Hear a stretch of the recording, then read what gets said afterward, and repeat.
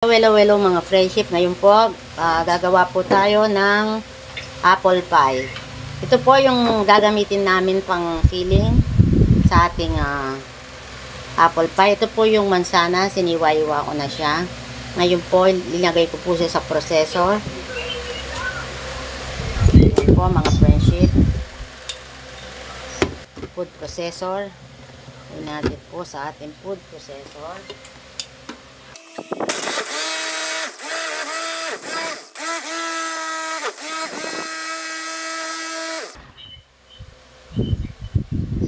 Tapos na po.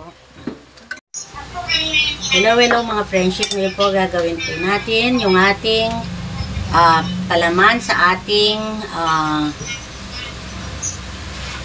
apple pie. Ayan po. Para po sa filling po natin, lagay muna po natin yung ating apple na ating linagay muna natin ito sa food processor. Ayan, mga friendship. Pagkatapos po ng apple, lagay po natin ng tubig. And then, lagay po natin yung ating cornstarch. Yung ating honeybee.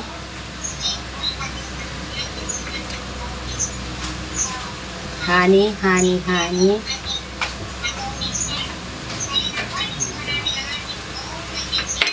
Yung ating sugar.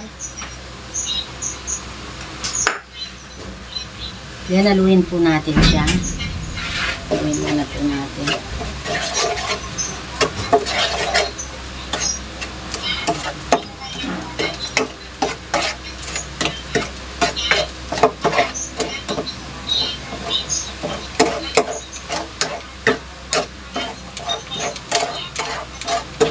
Hindi muna po nakasindi yung kalan, mga friendship, na hindi ko muna po naka-off muna po yung ating kalan.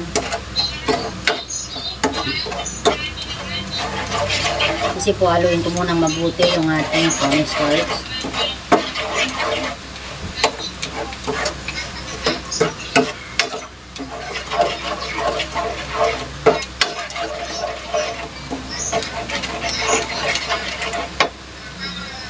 Then, lagay na po natin yung ating salt.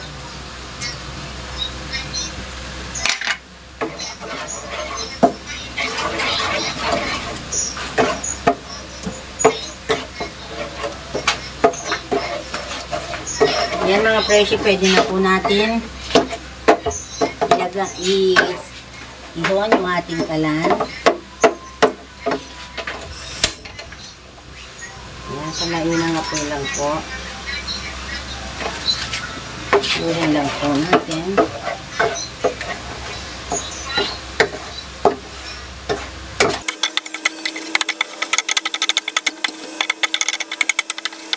Ito na po, luto na po yung ating apple jam. Ayan po. Yung iba po, mayroon po siyang, para malasahan po talaga yung apple. Mayroon po siyang mga konting iniwa-iwang apple. Ayan po, yung nakikita niyo po yan.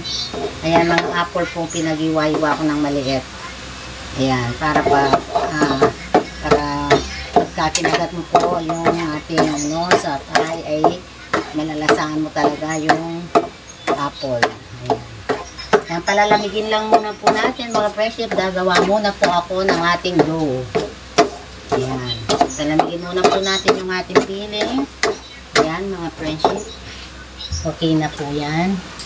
Ready na po siyang pang filling. Ayan, palalamigin lang po natin siya. Gagawa muna po ako ng dough. Ayan mga friendship.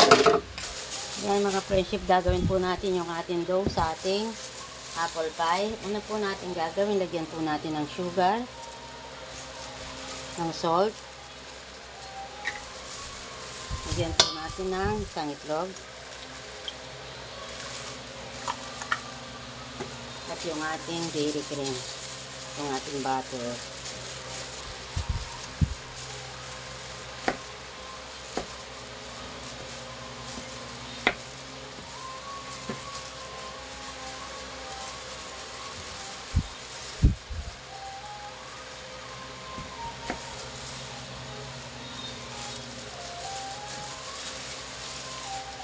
Yun po mga friendship, pagaluwaluin lang po natin siya.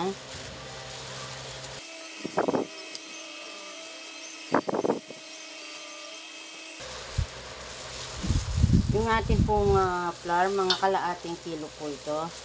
At 1/2 na butter, isang itlog, asin, at konting sugar. Kailangan yung ating butter, dumikit siya sa ating all-purpose flour po ang ating ginamit, mga friendship. Kuhanin po natin mabuti yung ating butter hanggang mag-combine po sa ating all-purpose flour.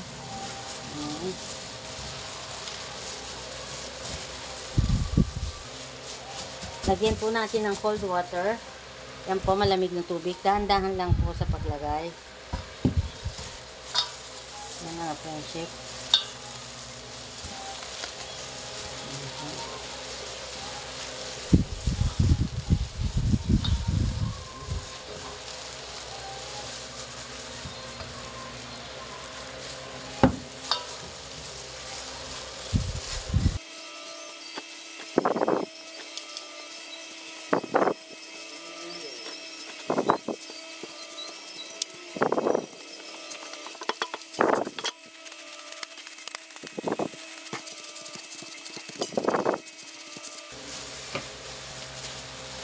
Yan mga friendship, lalagay ko po siya sa malinis na plastic.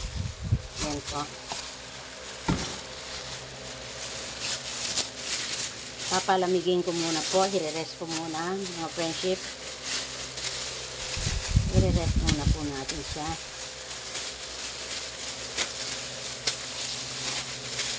Ayan mga friendship. I-rest ko muna. Yan. Mga 20 minutes. Ayan mga friendship, ito na po yung ating dough. Nirest ko po siya ng 20 minutes at ngayon po, ito na po siya mga friendship, yung ating dough. Ayan. Yan po mga friendship. Ayan.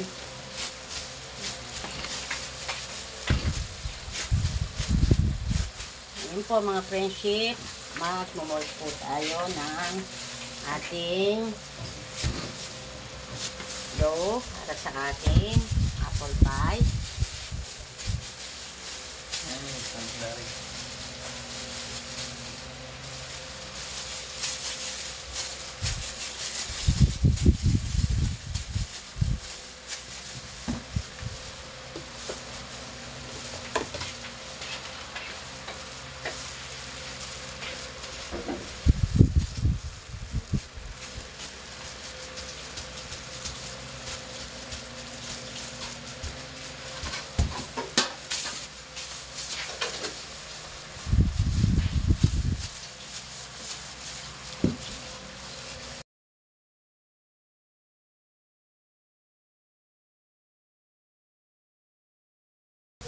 Yan po mga friendship.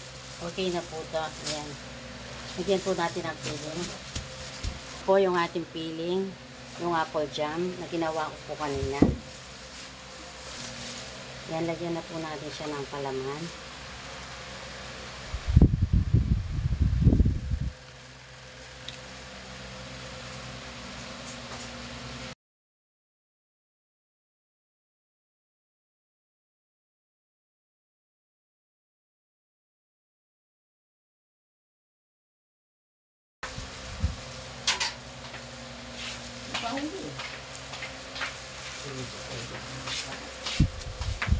Ayan po mga friendship. Pangkain lang naman po namin ito mga friendship. Hindi naman po namin ito pambenta.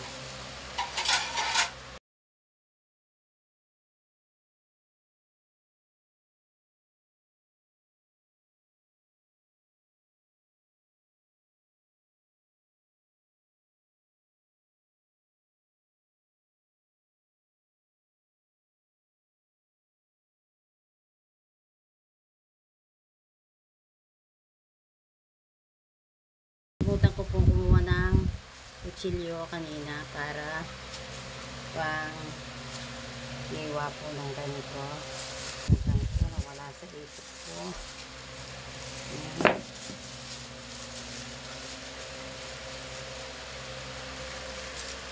Press lang po natin natin siya. Yan.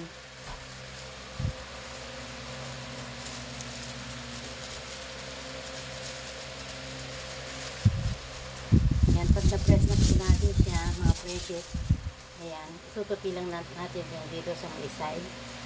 Hidiin natin siya. Ayan. Ayan lang siya, ganyan.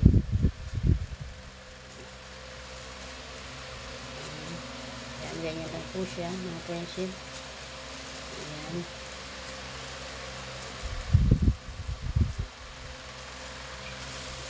Ayan po. Ito na po siya, mga friendship. Tapos na namin na prepared na namin yung aming i-bake na apple pie. Ngayon, tinusok-tusok ko po siya ng fork para hindi po siya sumabog. Ayan. Mayroon po siyang pasingawan. Ayan. Tapos, pahiram po ng egg yolk, mga friendship. Ayan. Kung mayroon po kayong gatas na evap, lagyan nyo po siya ng konting evap para mas lalong masarap. Yung ito po, lagyan ng konting evap, mga friendship, kaso wala kaming available na evap.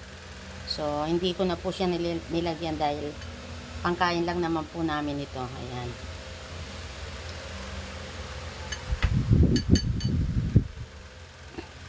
Ayan, mga friendship. Pero, syempre, pagka magbibusiness po kayo, kumamit kayo ng timbangan, yung para pare-pare po yung laki, yung timbang ng atin dough pagka pang business po siya. Yan.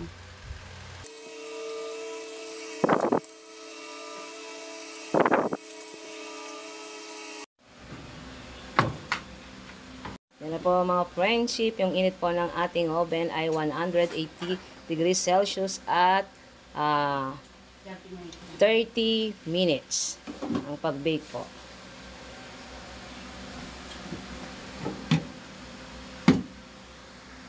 At ayan na po ang aming finished product na apple pie. Maraming po salamat sa aming mga followers at sa aming mga viewers. God bless you all.